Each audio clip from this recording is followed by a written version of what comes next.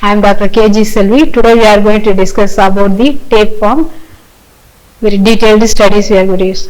Now you will see the classifications of the comes under the phylum Platyhelminthes, class Cestoda, subclass Eucestoda, order Xylophilidae, genus Taenia, species Solium. So the species tapeworm is a common in English worm. In Tamil it is used to call as a Nadapulo. In scientific name it is a Taenia solium. This is the diagram of the tapeworm. Next slide. So now we will see the general characters of the Taenia solium. It is a acoelomate, segmented, ribbon-shaped intestinal parasite in man.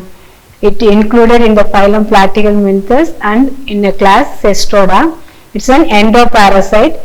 Taenia solium is a common endoparasite. It is found in the intestine of man who eat pork, flesh of pig as his food. So the body is long, narrow, ribbon shaped and dorso-ventrally flattened. It reaches about 6 to 10 feet in length.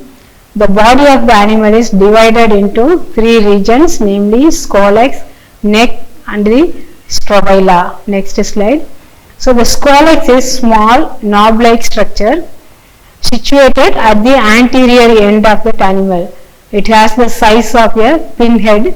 It possesses a small terminal cone called rostrum, which is protrusible in structure. Around the base of the rostrum there is a double circlets of chitinous hoop. It is present. The scolex has 4 suckers which protect from the surface. The suckers and the hooks helps to attach to the animal intestine of the host. The regions immediately following the scolex is called neck region.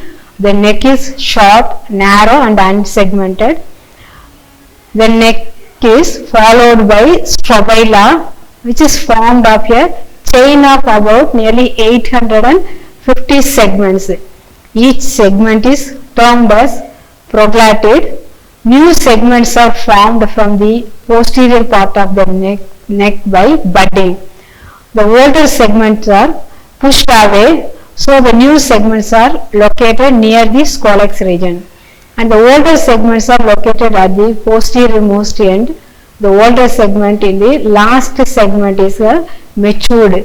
The process of budding of the segment is called strobilization. The tapeworm is a segmented animal. It is showing a repetitions of structure in each segments.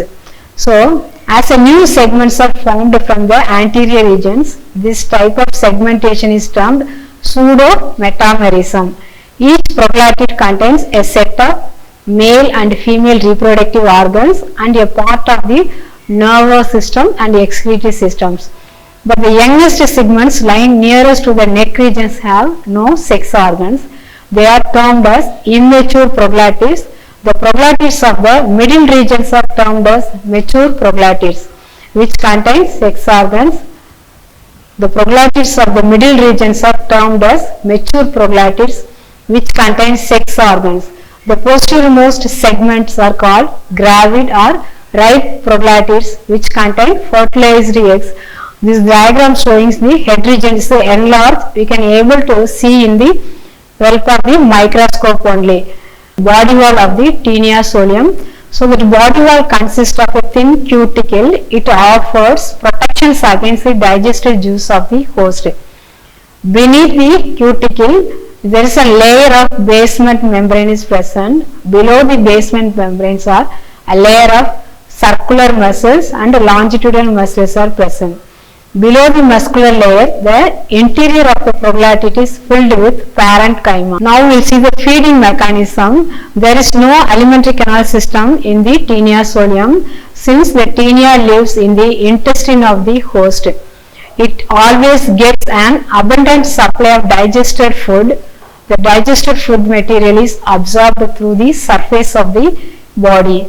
The respiratory system of the Taenia solium, like other endoparasite, lives in the intestine of man where the oxygen content is very low or absent.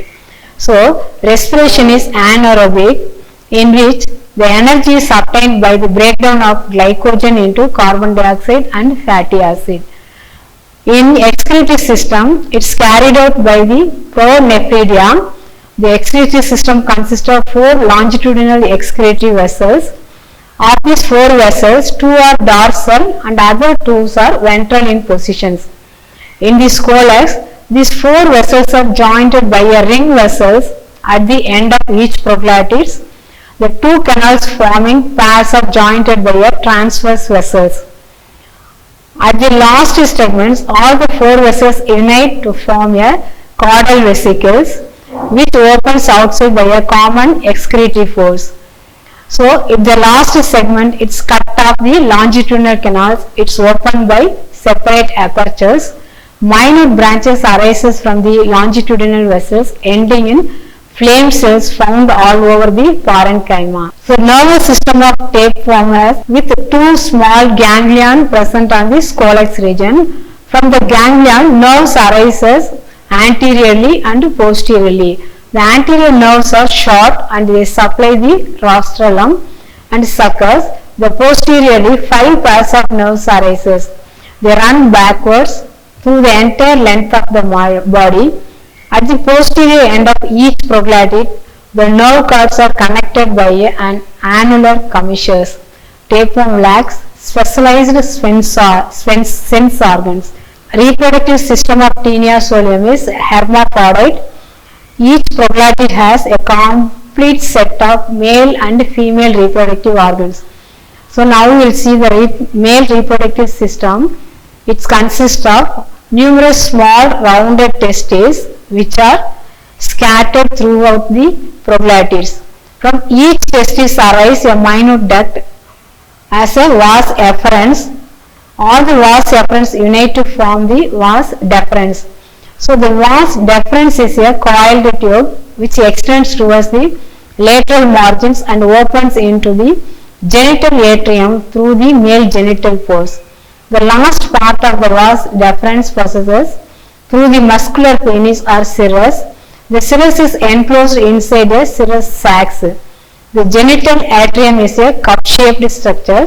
It lies laterally in the proglottids. The male and female genital apertures open into this genital atrium. Genital atrium opens outside by a common gonophore. In female reproductive system, it consists of a bilobed ovary. It lies towards the posterior border of the proglottids. The 2 lobes of the ovaries are joined by a bridge. From the bridge, the oviduct arises. It runs posteriorly and divided into 2 ducts. One leads into the vagina and the other one leads into the uterus, which ends blindly. The uterus lies in the middle of the proglottids. The uterus of Taenia solium resembles that of Fasciola hepatica, but it has no external opening. The proximal part of the oviduct leads into the vagina is called fertilization canal. The fertilization canal swells to form the seminal receptacles in which the sperms are stored. After the fertilizations of the seminal receptacles, the vagina narrows and opens into the genital atrium through the female genital pore. There is a vitellarium or vitelline glands lying behind reaches the fertilization canals. The ova are also released from the ovary and they reaches the fertilization canal when fertilization takes place. Life cycles of the Taenia solium. It is a digenetic parasite. It completes its life cycle in 2 hosts. One is man and another one is pig. Man is the primary host and the pig is the secondary host. Its development is indirect. There are larval forms in the life cycle. Fertilization is internal. It occurs in the fertilization canal. The fertilized egg is enclosed in a egg cells. There is an yolk cell lying near the fertilized egg.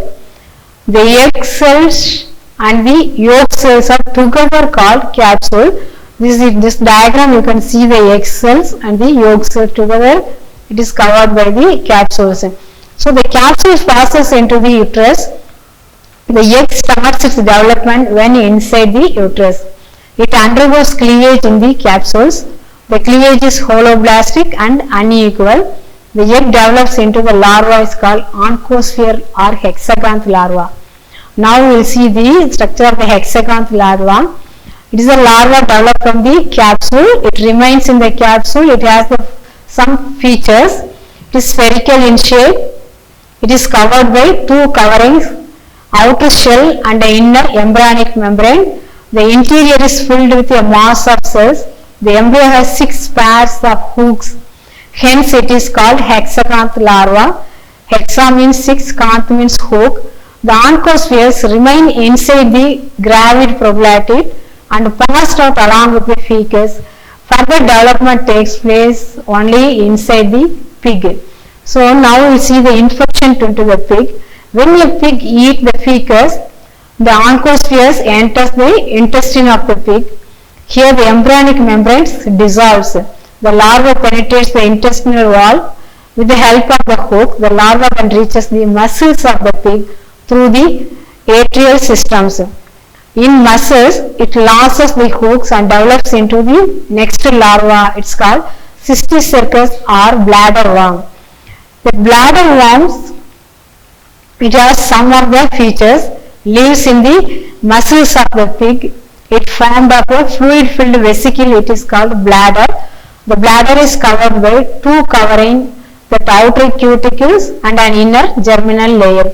At one point, the wall of the bladder invaginates to develop an inverted scolex. It is called proscolex. The flesh of pig containing the cysticerca is called mesolepore. Further development of the cysticerca occurs inside the man. So infection in man, when man eats the undercooked flesh of pig, cysticercus enters the intestine. The covering dissolves. The proscolex invaginates to develops into an upright scolex. This structure you can see in this diagram itself. The scolex is attached to the intestinal wall.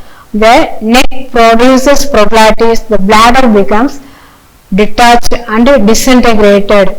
And adult tapeworm is formed in a few weeks. Thank you.